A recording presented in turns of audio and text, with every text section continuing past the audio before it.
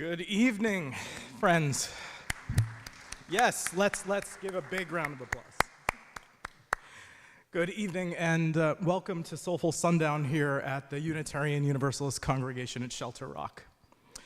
Soulful Sundown, the place where music lies right at the heart of our spiritual shared journey.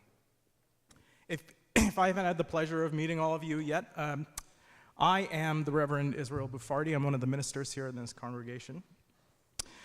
And I just want to say that, wherever you're coming from tonight, whether your week felt chaotic, exhausting, or surprisingly joyful, perhaps, I'm so glad to see all of you here tonight with us. Let's start our night together by showing some appreciation to our amazing musicians that we have here tonight. We have the incredible Cosmic Orchestra and our special musical guest tonight, Hayley Reardon. Yes. Tonight is about joy, so let's do it one more time.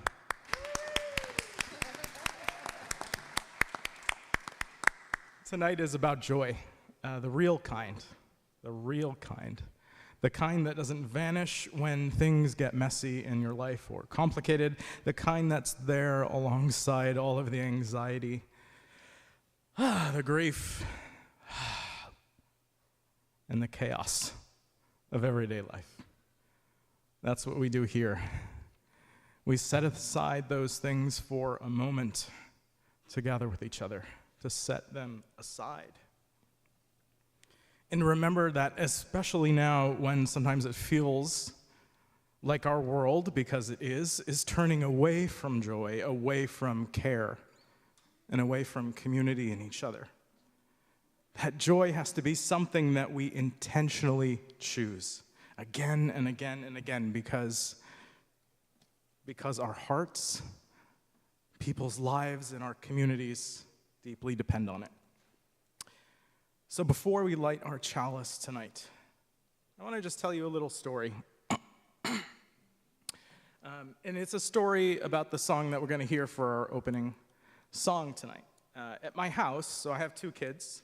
My oldest is 5, and my youngest is 1.5 years, and I talk about my kids a lot, so probably lots of you know that I have kids. I have 2 kids, and we have this playlist at our house. It's a station on Spotify that we listen to, and I call it our rough day playlist. It's actually called Calm Kids. And it doesn't matter if you're an adult, a kid, or a person, a human of any age. We all carry anxiety and grief and pain and joy all inside of us, and we all sometimes need a rough day playlist. So it's one of those things that I put on, when everyone's just had a hard day, when everyone's feeling cranky or exhausted and a little on edge. So on one of those nights, when I get home after a long day, I put this playlist on to help us all slow down together, to reconnect, and to remember what really matters. Cuddles, quality time, and tasty treats, of course. One of my absolute favorites on that playlist, on that station, is a song that's called Look Up, Slow Down. So today, as I was driving home through bumper-to-bumper traffic, which was stop and go, everyone honking, me gripping my steering wheel with a tense face, just like everyone else, and I felt that stress of that day. And just as I hit a particularly tense moment and particularly deep pothole, as I was about to stop at a traffic light, barely holding it together, I was listening to this station, and that song came on. And it reminded me, gently, a little, beautifully, to look up, to slow down, and to breathe, just like I did for myself right now. To remember that joy is right here, all around. So let's all pause and breathe deeply tonight together as I light our chalice.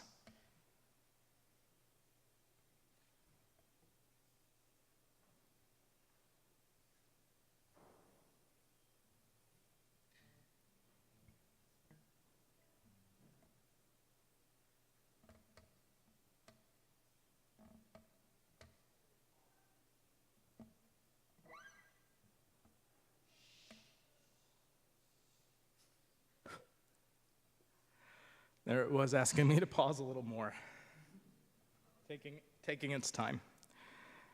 So as we listen to the beautiful music tonight, don't forget to look at this flame right here and let it remind you to slow down, to look up or to the side at what's going on, and to bravely savor the sweetness of life, even when everything feels fleeting and fragile.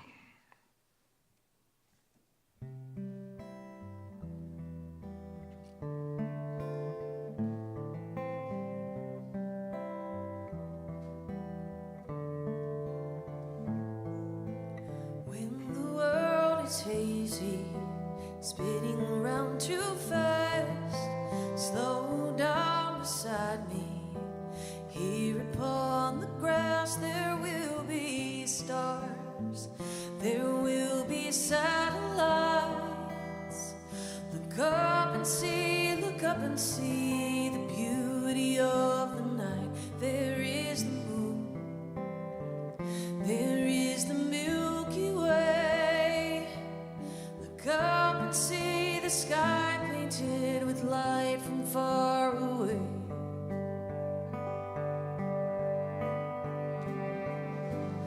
Look up, slow down. Look up, slow down.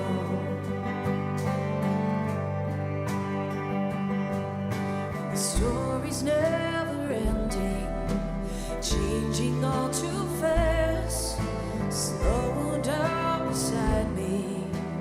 Here upon the grass we may feel stars, we may spot satellites.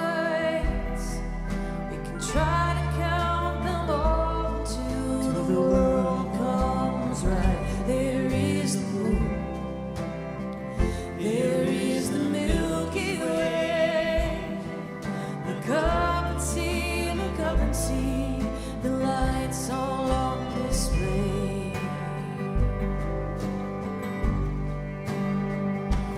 Look up,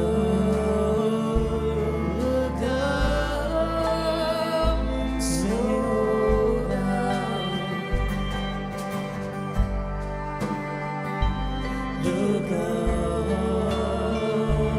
Look up, slow down. Look up and slow down, slow down.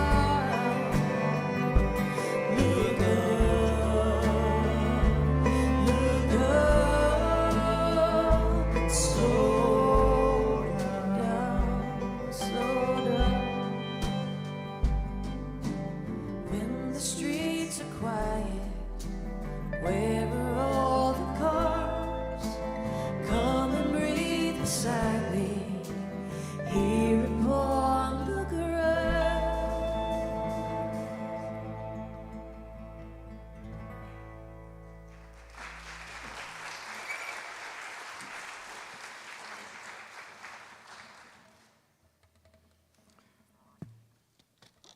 Really, thank you so much. Thank you. I'm going to show this video to my kids maybe tomorrow. They should be in bed right now. You better not be watching.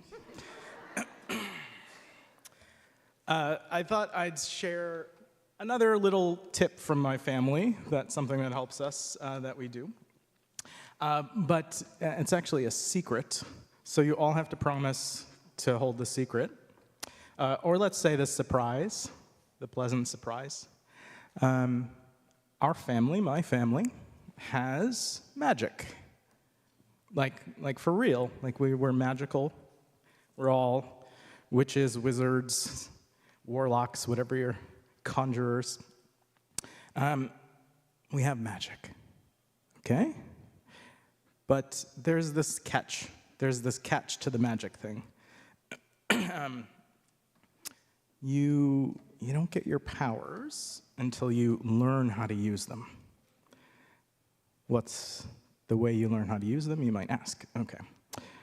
So the way that you learn how to use the magic is by simply noticing it. Noticing what is magical all around you, all around us, every day. Can you do it? Can you try? I try, because it's hard to try, and I need to try.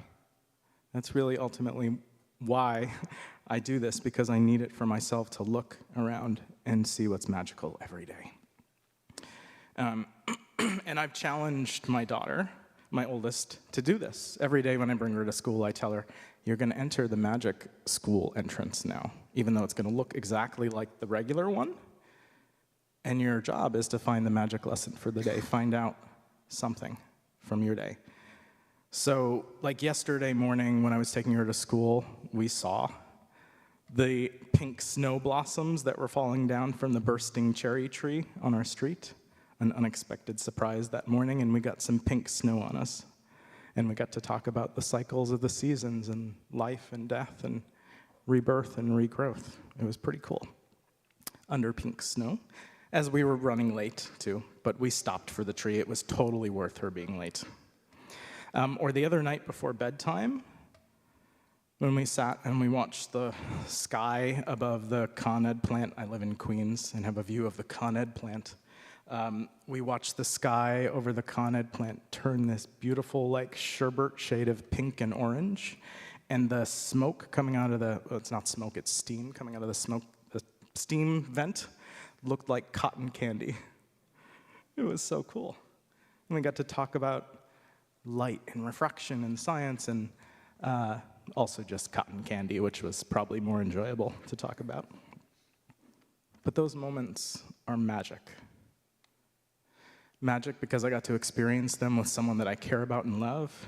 Magic because it was beautiful and unexpected. But we also talk about how sometimes magic looks like someone else showing up right when you need them the most. Or being able to show up for someone else when they need it the most. That can be magic too. So lately I've been noticing these magical moments more often. Maybe because I need them. Maybe you do too. And it's becoming, I would say, a spiritual practice of my own, of slowing down, of looking up, and of choosing joy. Because the truth is, joy doesn't always announce itself loudly like pink snow falling from a tree. Sometimes it whispers to us when we need it, and pauses and waits for us to breathe and to notice it's right there, quietly waiting.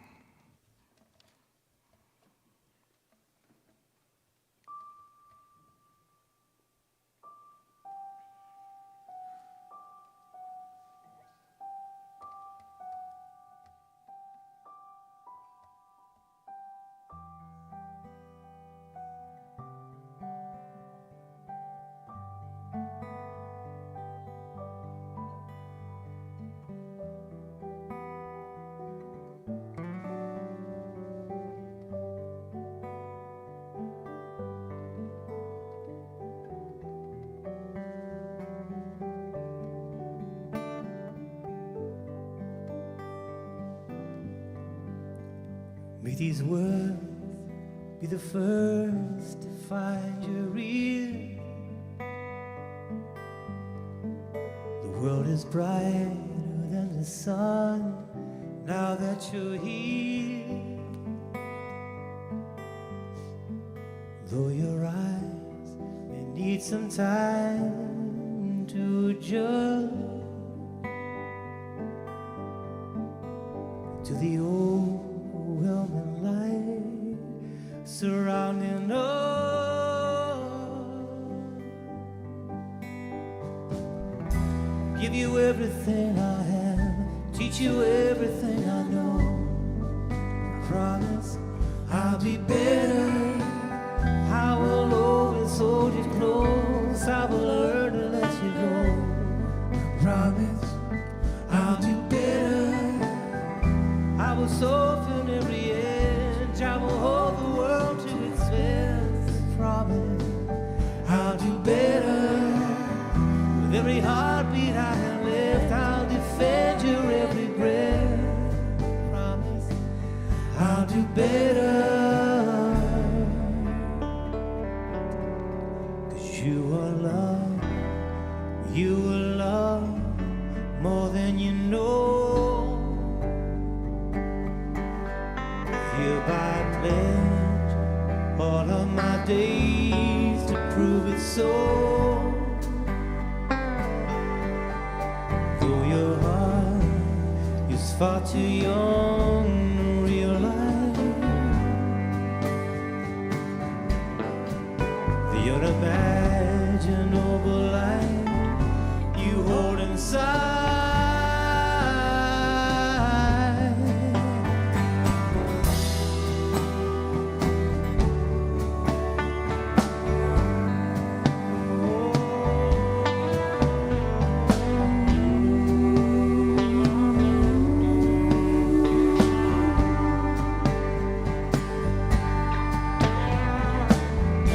Give you everything I have, teach you everything I know.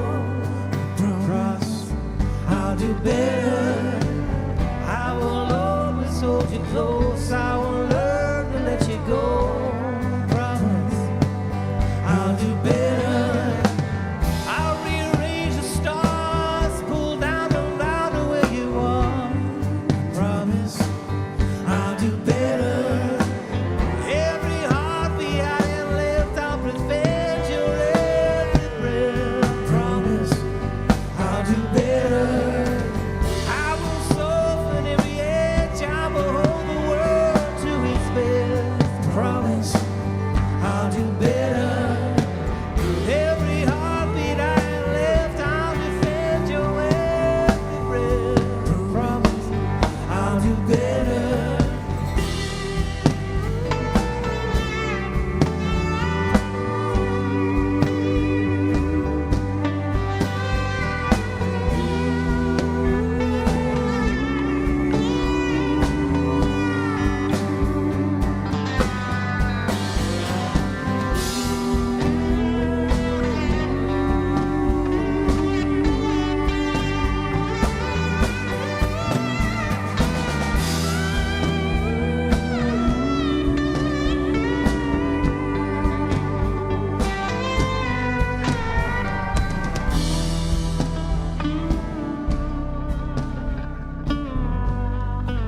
Promise I'll do better.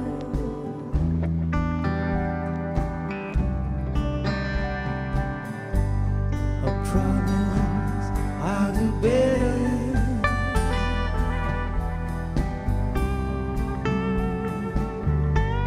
I promise I'll do better.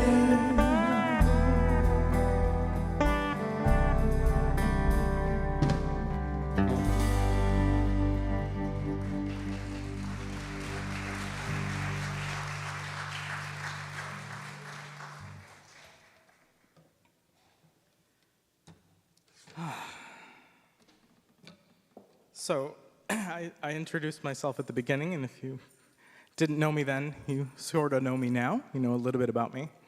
And I introduced myself as the Reverend Israel Buffardi, which is a title that I hold here in my position here in this congregation.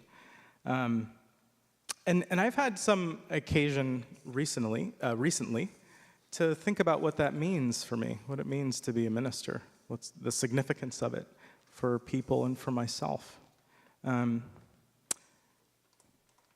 As the song says, what are the words? I'll help you do better.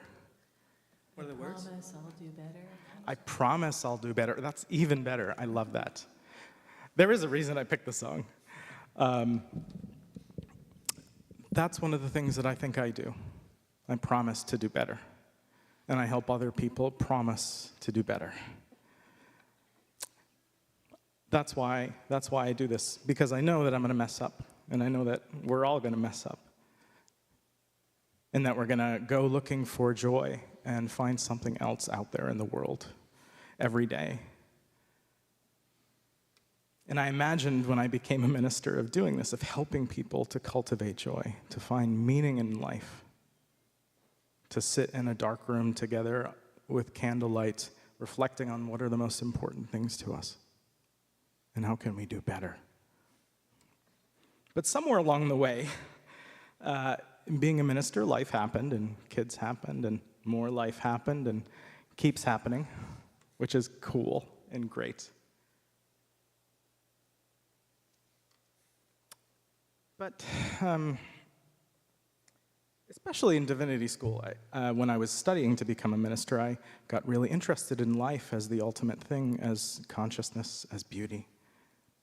Thinking about life and how I want people to experience meaningful life, conscious life, intentional life. And I became really interested in this. And because I became interested in life, I got super interested and preoccupied with death. The ultimate killjoy, perhaps, for many of us, the idea of it. To sit here in the dark and contemplate that. And it might be because I've experienced a lot of death in my life. My father died when I was very young. My grandparents, many close relatives, people that I was close with, my best friend. It's hard to think about those things. The immediate thought of that loss doesn't bring me joy, but the thought of those people sure does. The thought of everything they taught me sure does give me joy.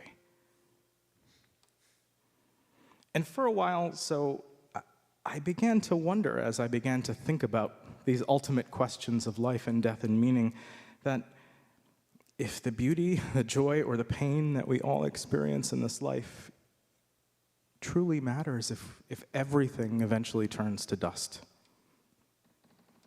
Wow, that's a thought to drop, right? And so I said, how can I deal with this? How can I find joy knowing that everything will one day turn to dust? Even me, even anything, if I am, somehow am lucky enough to have one quote of mine be etched somewhere, I think that'd be pretty cool. But that will someday. And so for a while, I got into this idea of memento mori, if you've ever heard of that. It means remember you are mortal. And there's a sort of a legend about Roman and soldiers, generals marching with their aide behind them, chanting that to them so that they could remember that they will one day turn to dust no matter how many things they conquer. And I don't think of myself as a conqueror by any means. It became a bit of a joke to me because I downloaded this app that would send me these reminders several times a day, reminding me, you're mortal, you're mortal.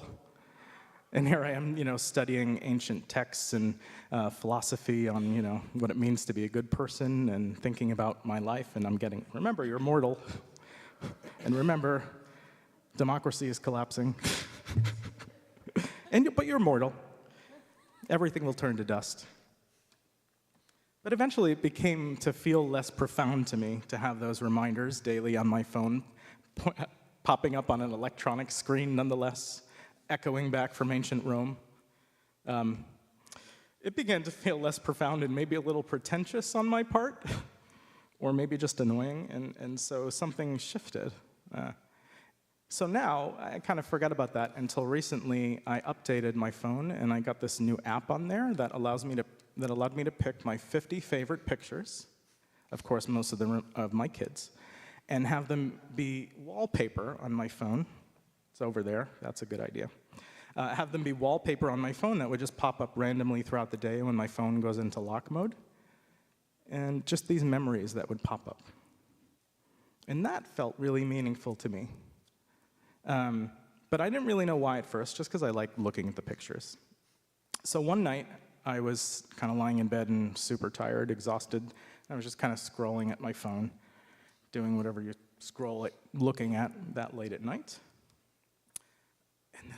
And I put my phone down for a second, it went into lock mode. And this one picture of my oldest daughter as a little baby with her tiny little baby hand in mine.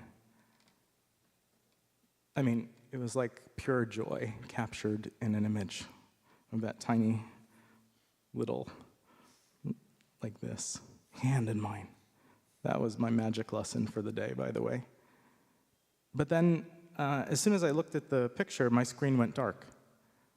It went into lock mode again for some reason. I must push the side button. But when I picked my phone back up and tried to wake the screen, that precious moment, that picture, had vanished like dust. And another one popped up. But that moment, that fleeting glimpse of what once was and can never be experienced again, that fleeting glimpse of that moment broke my heart. Realizing I never experienced that exact moment again. And maybe a little relieved also that I never have to experience the anxiety of becoming a parent for the first time and figuring out what that means. But in that moment, I grieved. I sat there in my bed trying to fall asleep, and I grieved how often I've been too distracted, caught up in stress about work and money, or feeling like I wasn't enough for everyone or for my family, to savor those irreplaceable moments. It reminds me of a Buddhist story that I also learned about when I was studying to become a minister. It's about a strawberry and someone being chased by a tiger. Does anyone know this one? Anybody? Okay. So it's someone being chased by tigers, and they're trapped on the edge of a cliff, like they're being chased by multiple tigers who they know are going to outrun them, and there's a cliff edge in front of them, and they know that they're doomed.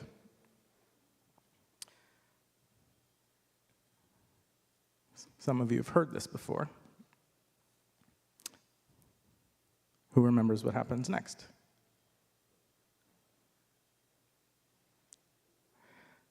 There's a strawberry, and they eat the strawberry in their final moments. That's joy to me. Not dismissing the struggles that are behind us and ahead of us and around us, but bravely savoring joy right alongside fear, loss, anxiety, uncertainty, because they exist at the same time. Our cracks and our vulnerabilities, I'm reminded, aren't flaws. They're openings, letting out our deepest joys and our truest selves, letting those things slide through. Like part of the lyrics we had heard. With golden string, our universe was clothed in light. Tonight, let's honor those cracks as places where joy begins to enter and bloom and spark.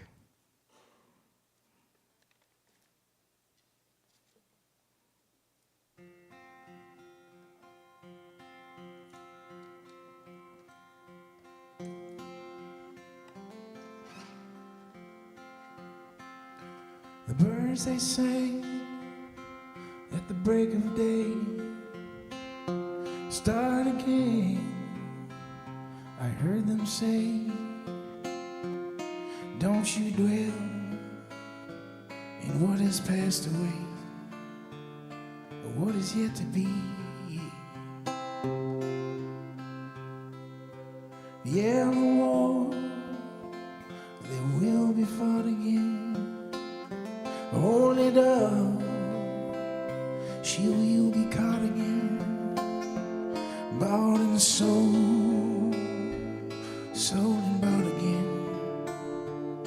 The dove is never free. Ring the bells that still can ring. Forget your perfect heart for me. There is a cry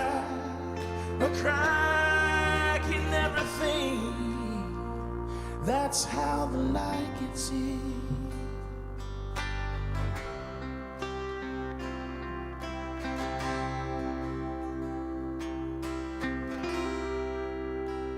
We asked for signs, the signs were sent.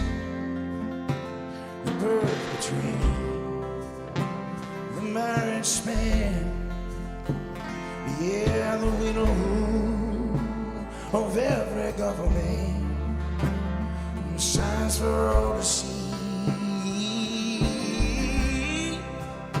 Well, I can't run no more with that lawless crowd, while the killers in high places say their prayers out loud.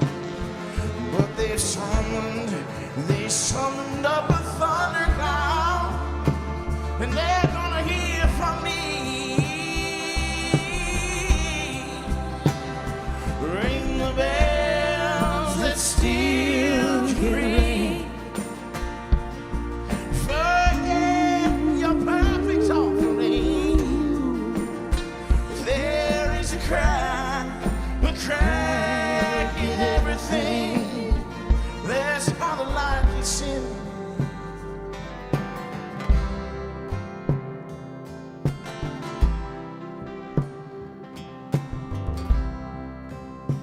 You can add up the parts, but you won't have the sum.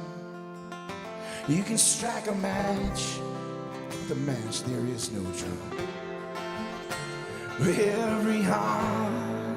Every heart to love will come, but like a refugee, ring the bells that still can ring. Forget your perfect offering. There is a crack in everything. That's how the light gets in.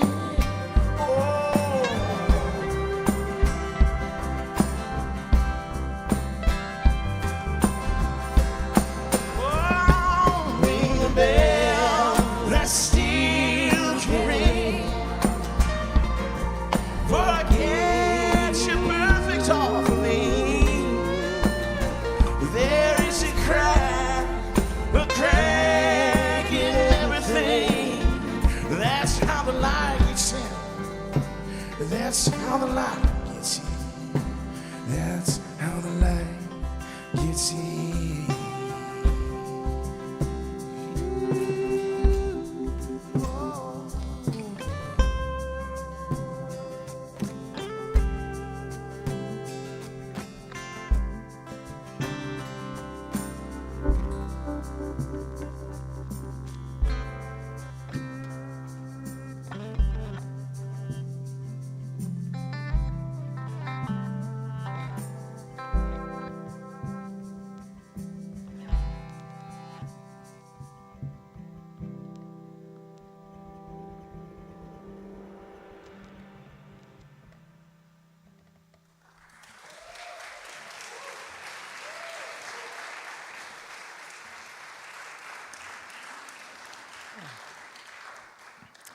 Leonard Cohen, may his memory be a blessing, because that song surely is. I think he nailed it. There is a crack in everything. That's how the light surely gets in.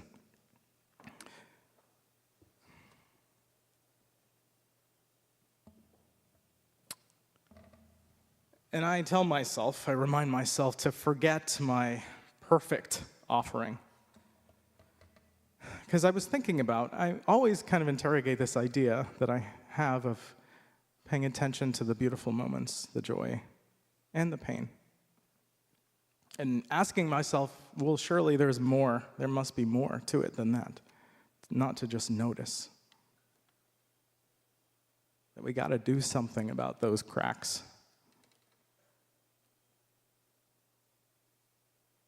And so I return to constantly how life and death, joy and grief, these aren't separate things. They're not separate experiences. They're intertwined. They're part of the contract of life. They come with it. But they do move us to do something, and that's important. It reminds me of the show The Good Place. How many of you know that show? Yeah. That show, by the way, I was talking with our student minister earlier about how that show is really a seminary education. So if anyone wants to become a minister, in theory, go watch that show from start to finish, and then do it again a couple times, like it's a spiritual practice, and think about it. But it reminds me of this particular scene in The Good Place. So it's about characters in a kind of form of heaven, and it deals with what it means to be good, how we measure good and bad actions in the universe. But ultimately, it's about life and death, and how they're two parts of the same experience. So there's this moment where these characters who get to live forever as a reward realize that their eternal existence after a while, after they've really tried to do better over and over again, after they've helped other people to do better, to improve, after this, 1,000 years, however long, they realize that this eternal existence is kind of meaningless. It becomes so after a long time. And I can't wrap my head around getting to that point. Like if I had the opportunity to just experience everything I wanted to. It still kind of boggles my mind. But one character named Chidi, who's a philosopher, a perpetually tortured philosopher, offers up something that is really important. That mortality offers meaning. That the fact that our time is limited makes life so precious. And he's right, I think. Our finite lives, or at least this experience, give depth and beauty to each fleeting moment. Remind us that just as it comes up, it may vanish, or it might feel that way for sure. And it reminds us to savor it and to do the work to help other people to do that too, to share our magic lessons with each other. It also reminds me of my phone wallpaper, changing unexpectedly, moments slipping away, each one irreplaceable, reminding me of each moment when I probably should have paid attention, or I probably should have spoken up when something unjust was happening, when someone needed me to speak up for them, or to empower them to speak up even better. Each moment when I probably should have called that person that I needed to call and talk about that thing that we just haven't talked about. Each moment when I was tired and stressed and anxious, and my kid just wanted to play with me, and I said no. And I said no. And I said no. And I said no. And then I felt like crap. And then I said, I'm so sorry. Or maybe all those times that I didn't go back and say, you know what, sweetie, Papa was just tired. I really shouldn't have yelled at you. I'm sorry. That wasn't okay. I know you just wanted to play. You just wanted to spend time with me, and I love spending time with you. Let's spend some time together. Those times I should have done that.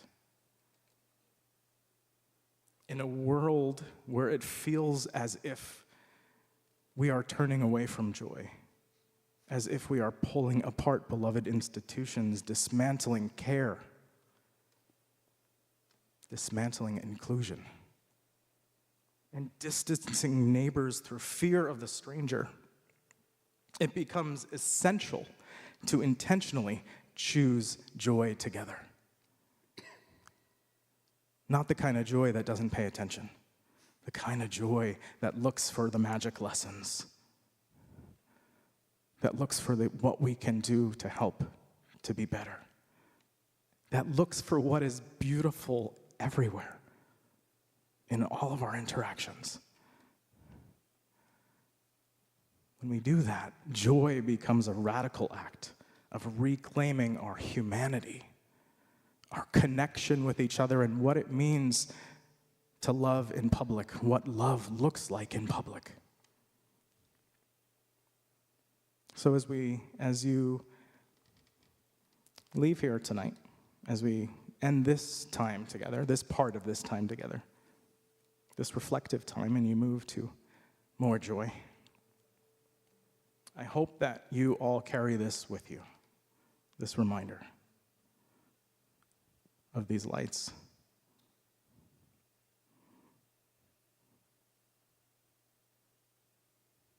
May they remind us that joy is brave, joy is radical, joy is intentional, and it's yours. You have magic too, and it's always there, waiting for you to find it or create it if it needs to be created, or to share it, and to start by noticing.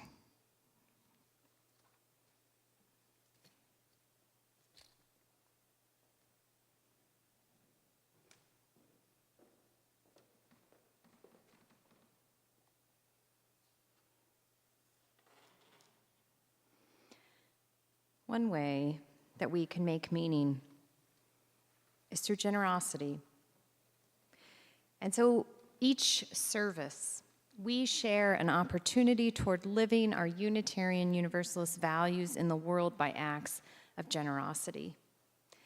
And this month, we are invited to nurture young musicians whose talent and efforts need encouragement. Founded by the music committee of the UU congregation at Shelter Rock in June 2004, the Edward Miller Memorial Music Scholarship Fund honors the memory of Edward Miller, who died in 1997. He was Shelter Rock's music director and a lifelong music educator. The fund, named for Edward, provides a direct financial assistance to graduating high school music students in Nassau County who have demonstrated strong interest in music.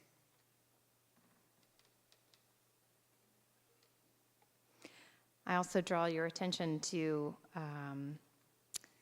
this that's on the table just right outside, and it both has information for our next Soulful Sundown with the Cosmic Orchestra, led by Reverend David Carl Olson and featuring the Coffee House concert artist Nene Camps. But on the back of that is more information about the scholarship, including ways to give.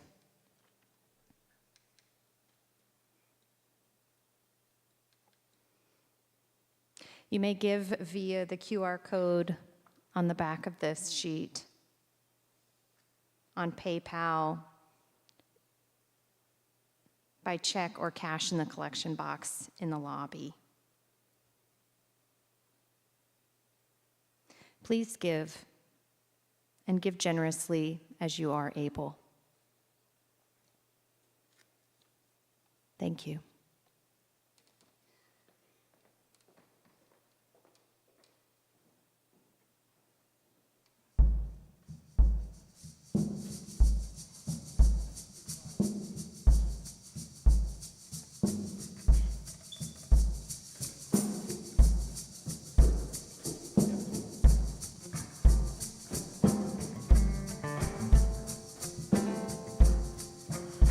You can end up apart, but you won't have the sun.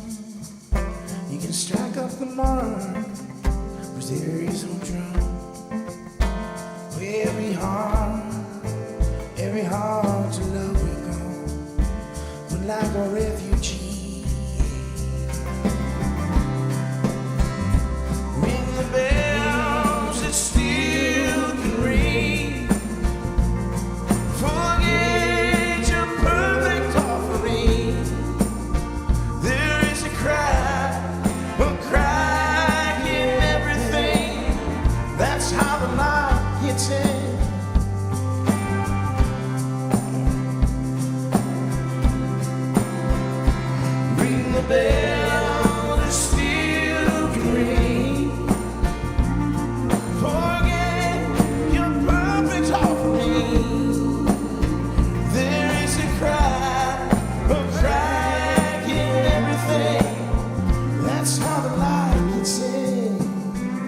Let's have a light. Let's have a light, let's see.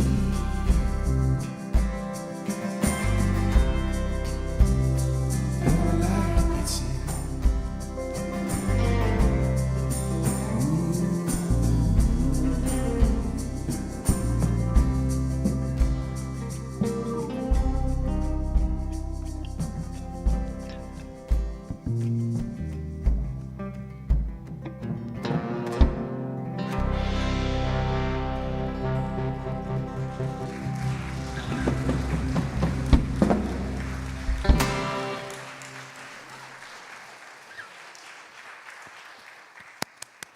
Yes, thank you.